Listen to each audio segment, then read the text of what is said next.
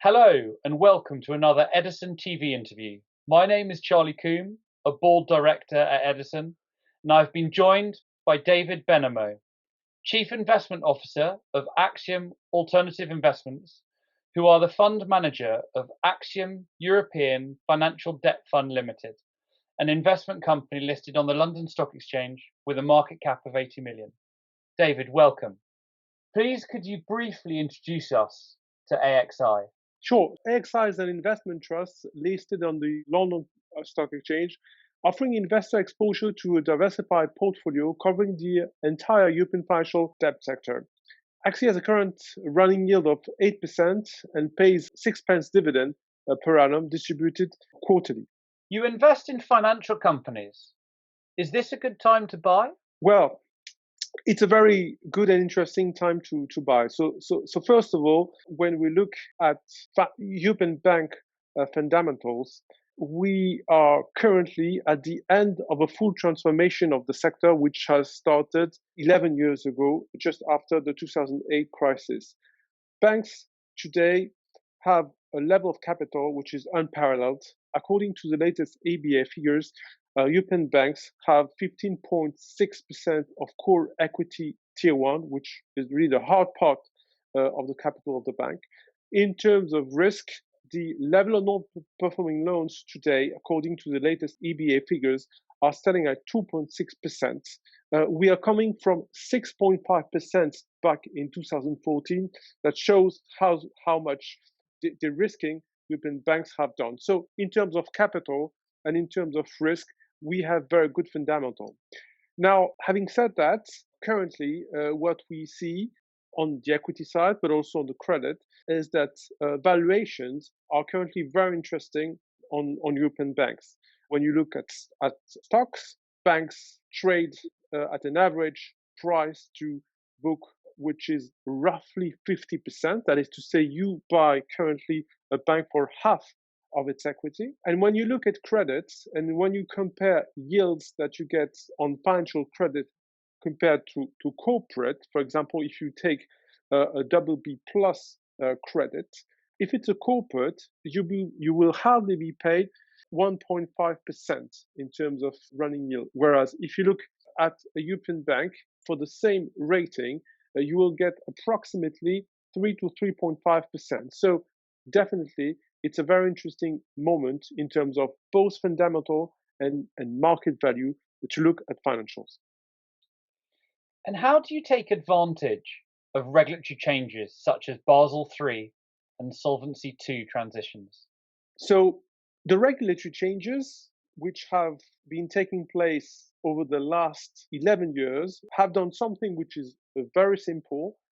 They have brought more protection to the creditors on both banks and insurance companies. So the first important thing is that the value of investing in the field, in the financial sector, has been positive for creditor. Having said that, valuation on the equity are today very low, so it's still an opportunity. But in general, when you look at the long-term picture, value has been transferred to the credit holder.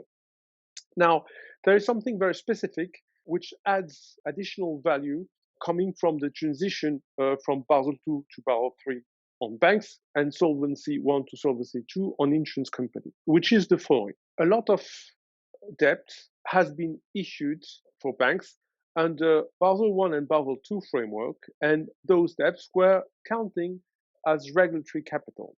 The regulators have decided that those debts would not be eligible anymore as capital, and as a consequence have created incentive for banks and insurance company to redeem that capital. Those incentive is simply that the regulators are not counting anymore those debts within the regular capital of banks and insurance company. Some of those debt trade currently at discount to par value. So for an investor buying those securities at a discount to par value, it's attractive and it is an opportunity since banks or insurance company will redeem those securities either at par or because they need to take them out, they might pay some premiums to take them out for the market.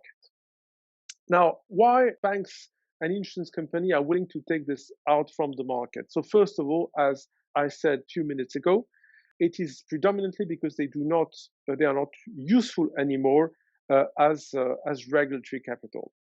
But in addition to that, regulators are now pushing institutions to redeem those instruments. Recently, the European Banking Authority has issued an opinion, it was in July 2020, encouraging banks to clean up their capital and redeem those old securities.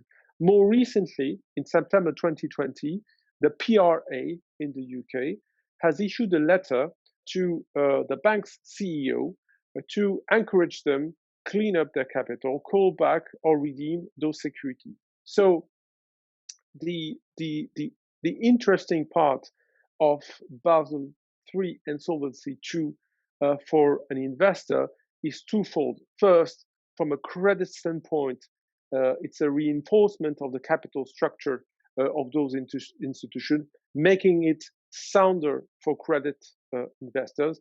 And secondly, specifically on those old securities, there is a pull to par effect created by those incentives to redeem. And what are the different investment sub strategies that you use in your allocation? So the portfolio aims at delivering roughly 10% while being able to pay a 6 pence dividend.